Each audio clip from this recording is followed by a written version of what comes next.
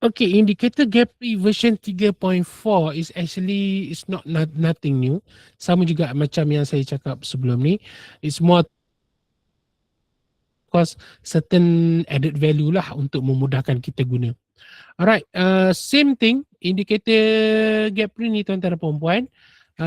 Di mana kita masih lagi dia maintain the previous principle. Cuma dia ada value dia dekat mana? Okay, kita tunjuk dulu. Masih lagi maintain di mana candle range akan diukur pada candle opening itu 10.30 pagi, 2.30 petang dan juga 9 malam. Malam tak adalah sebab Jumaat kan. Now, sebelum kita proceed, kita pergi kepada setting dulu. Okay, kita ada boxes, tengok kat bos untuk panduan kita. Kalau kita tak nak guna pun tak apa sebab kita boxes, boxes ni yang range candle open. Kita jangan antik lah, kalau tak boleh je, tak nak, kalau rasa nak bagi bersih. Kalau dah biasa boleh je antik. Pin label kalau tak nak guna pun tak apa, tapi bagi saya gunalah untuk kita punya rujukan. Kalau kita tak nak guna macam dah biasa dengan gap revision tu sebelum ni tak ada tu kan, kita dah biasa kira sendiri, boleh je antik pin label. So pin label takkan keluar lah. Tapi kalau boleh, kalau rasa macam nak kira, tik je pin label bagi ada. Lines ni, yang line kiri kanan ni, stop loss, TP dan sebagainya. Actually, yang line dash ni saya akan explain kejap lagi. Table ni sama, yang kat bawah ni. Kalau kita antik, table tu hilang. So kalau rasa nak guna table tu, tik je. Okay, pergi pada inputs, nothing baru kat sini. Time zone ni actually GMT 8 ni, waktu Malaysia, take profit R ni apa semua. Ni dia punya logic lah dalam calculation. Range box opacity, yang ni kotak lah, nak tukar opacity dia macam mana. Okay, dekat sini je yang penting. Show TP SL position tool ni, yang ni. TP ni, kita punya yang TP, sebab entry ni sell entry sell. Yang mana kita punya berapa ni? Oh, dia break previous kotak yang sebelum ni. Okay. So boleh juga, sama juga entry sell. So dekat kita, dekat sini. Kita tengok dekat sini, kalau ada line dash kan, dash tu actually 50% of the range. Yang di kotak mana yang dia break, gap free mana dia break. Sebagai contoh, kalau kita replay yang pagi tadi kan, yang around 12.30 hari Jumaat, okay, entry buy ada kan, remember entry buy kita ada dua pilihan, sama ada kita nak target TP yang 100% range iaitu 16 point ataupun 50%. Kat sini dia akan tulis TP sini, kita just hover mouse kita akan nampak, oh 4784. Okay, be aware 4784. Kita bagi je dia dulu jalan. Let's say kita masuk dah sini buy kan, open betul long pukul 12.30 and signal tu long buy. Okay, dia sampai di 50% tapi dia tak break. So bila benda ni dah jadi, remember just cut, just out. Kalau rasa kita tak nak hold loss. Sebab kita tahu gap pre stand for gap reverse ataupun gap rebound. Maksudnya gap re. Apabila berlakunya gap up ataupun gap down pada sesi pembukaan, the momentum at that time, kita nak ride dia punya that temporary momentum untuk take profit. So that's why it called gap read ataupun rebound ataupun reverse. In this case, dia rebound. Tetapi dia sampai 50% TP je, remember. And then at the same time, market sekarang ni agak volatile, betul kan? So macam saya cakap, kalau rasa was-was, take je 50%, iaitu 16 point TP point.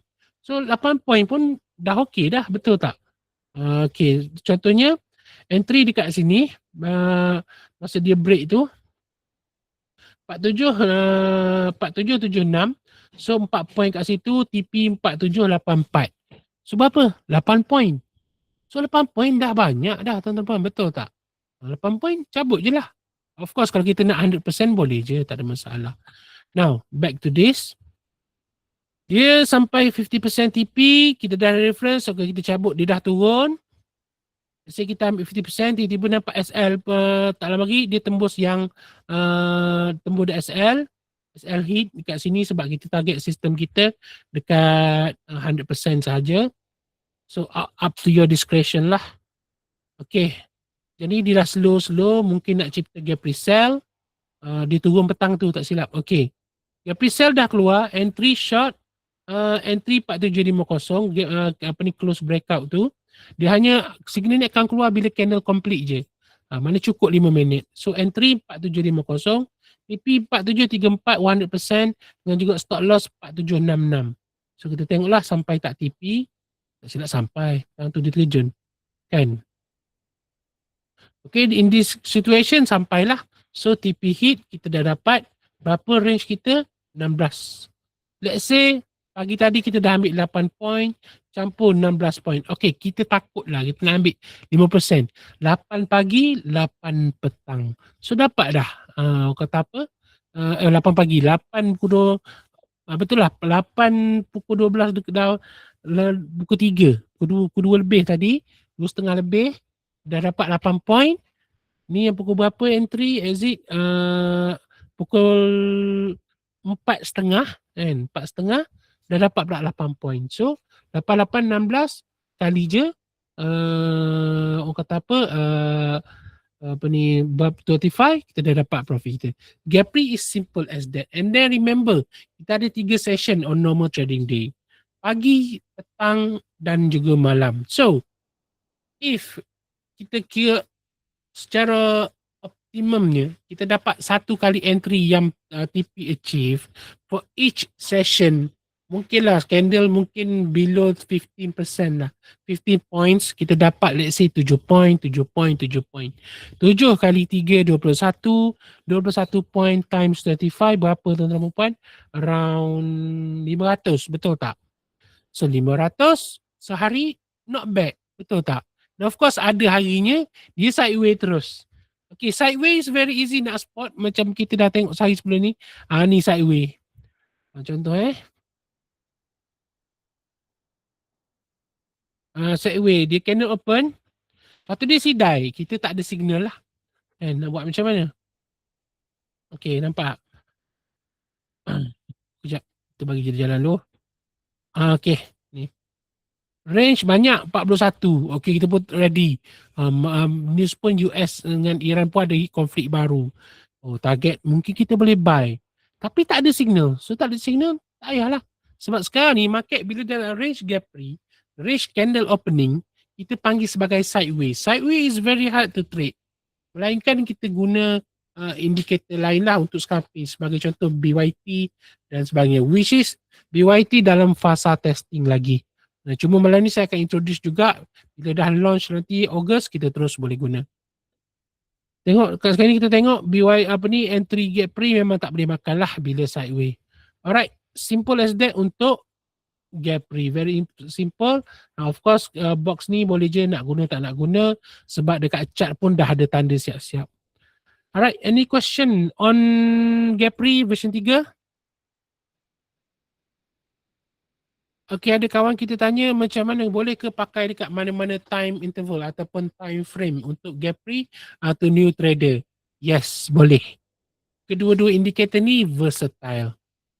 Versatile. Tapi the bigger the range is the bigger lah TP kita dengan stop loss. Sebab new trader dia ada algoritma sendiri di mana dia kira kerancakan harga candle time tu sama juga dengan gapri kita tengok range. And kita tengok range dia besar mana. Kalau kita guna dekat time frame 3 ataupun time frame 15, time frame 30, lagi besar lah range kita. And sebagai contoh lagi besar lah.